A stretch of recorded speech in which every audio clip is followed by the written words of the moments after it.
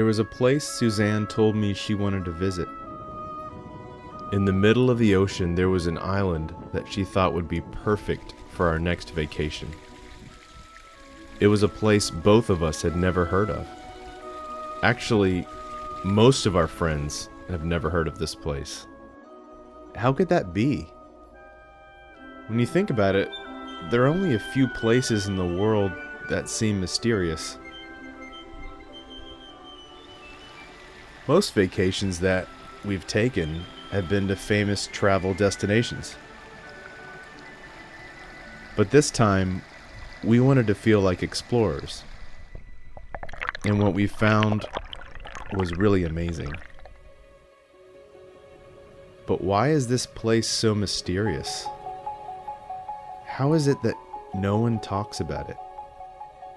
Does it hide some deep secret?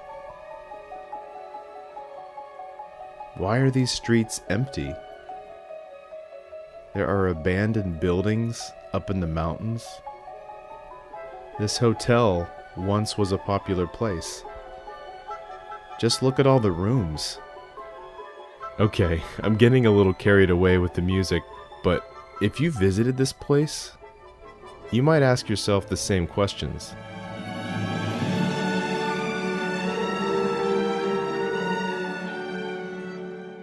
One thing's for sure, this place needed to be explored. The land itself was made by volcanoes centuries ago. The colors of the land and water were just amazing. We've never seen so much green. It's one of the most beautiful places we've ever seen. This is the Azores.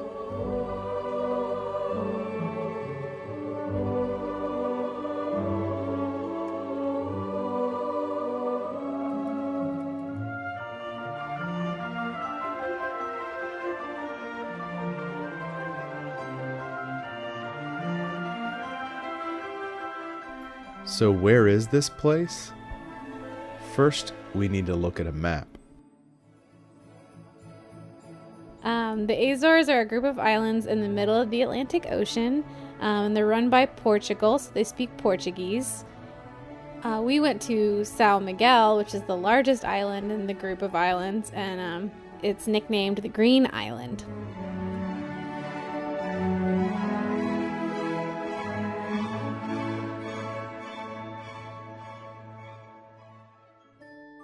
Ah, the Azores. Snow-covered hills as far as the eye can see. Just kidding. No, this isn't the Azores. This is New England, where Suzanne's parents live. We got to see my parents and hang out with them for a few days before we set off on our big adventure. Since our flight was leaving from Boston, we decided to visit for a few days and get a ride to the airport.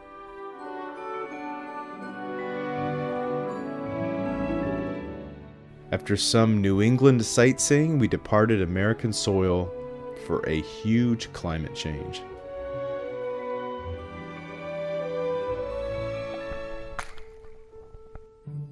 From the plane, you can see the record snowfall that Boston had this year.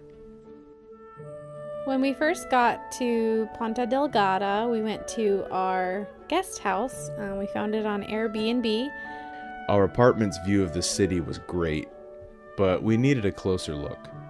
The streets were really narrow, and the sidewalks were like a foot wide, so we were afraid we were going to get hit by cars, but there wasn't a lot of traffic or anything. We got to see a lot of the architecture there. I guess it's traditional Portuguese architecture, and a lot of the buildings look the same, but they have a bunch of Catholic churches there. Inside the churches was beautiful too. There was so much detail.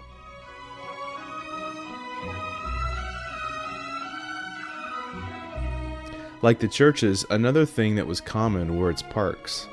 There were a lot of parks and botanical gardens where they had really big trees.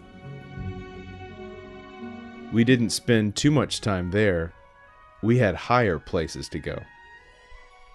What's cool about São Miguel is it's so small that when you're up high in the mountains, You can sometimes see all the way around the island, see the ocean on all sides.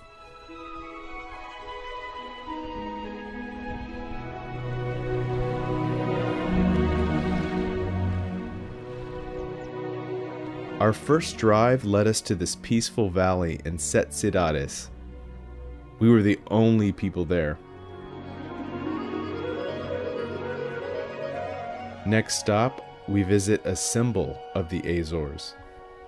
The Azores are known for pineapple, so we got to visit a pineapple plantation and see all the little pineapples. A sight that we just had to see was a small island off the coast.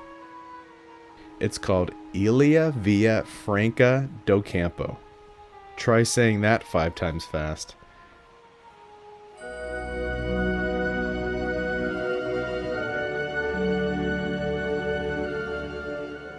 It was like something off of a postcard. So beautiful.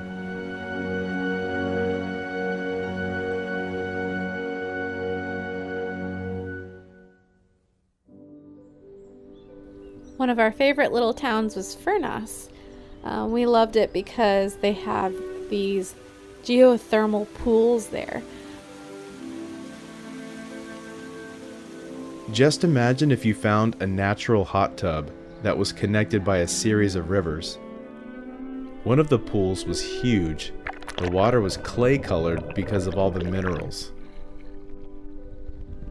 These are called calderas. The town of Furnas is pretty much a giant spa. We went to take a dip in the pools on 3 separate trips.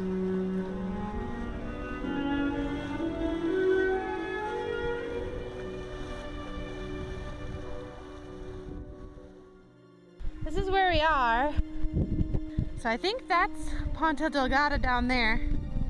On the clearest day, we were lucky to see the highest point on the island. The grass is so soft.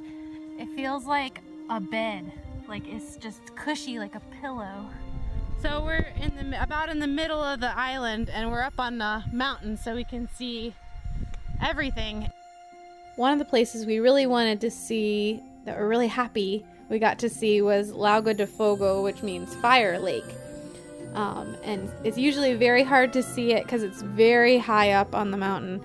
But it was such a beautiful lake.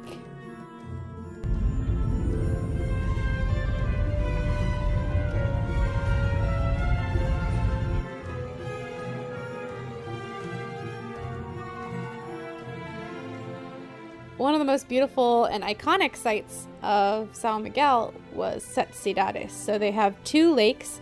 There's the blue lake on the bottom and the green lake on the top. And right next to the cliff, we found an old abandoned hotel. It was several stories high and full of secrets. Once you walk in, you can see where the lobby once was. This hotel must have been packed. There were passageways that led to the top where there was a beautiful overlook.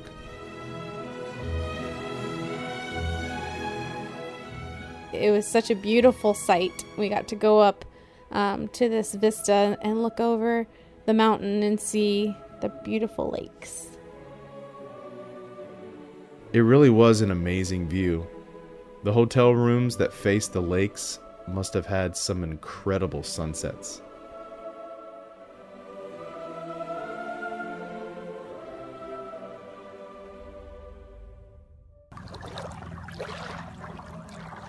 After seeing the sights from above, we went down to the valley of Cidades. We hiked around some of the paths along the perimeter of the lake.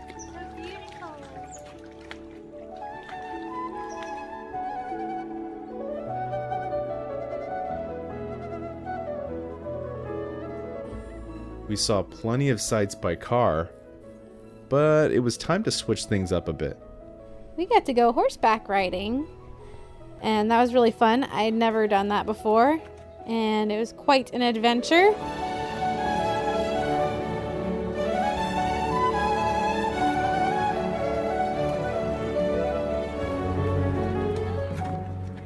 Whenever driving directions were needed, we used our GPS, who sounded just like Paul Bettany. Proceed to highlighted route. Who's that with you? That's my new dog. We found this dog that reminded us of our own dog at home. We both missed Dobby. We would definitely recommend anybody to go here. It was so inexpensive to eat there. They have very good beer. All of their food was good and cheap too. The apartment we stayed in was around $50 a night. And that's even with a roof view.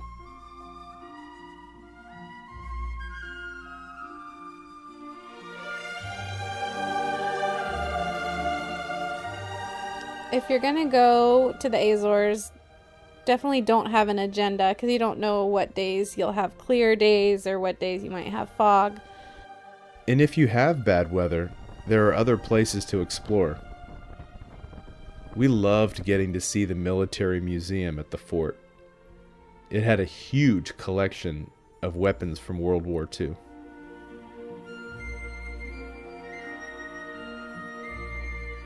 One of my favorite parts about being there was that it was just so quiet. It was such a peaceful place. There weren't a lot of tourists there. When we were there, we went during low season. It was just a really peaceful place. It was quiet everywhere you went. I think it's important to take these kinds of vacations. Sometimes a change of scenery is really good.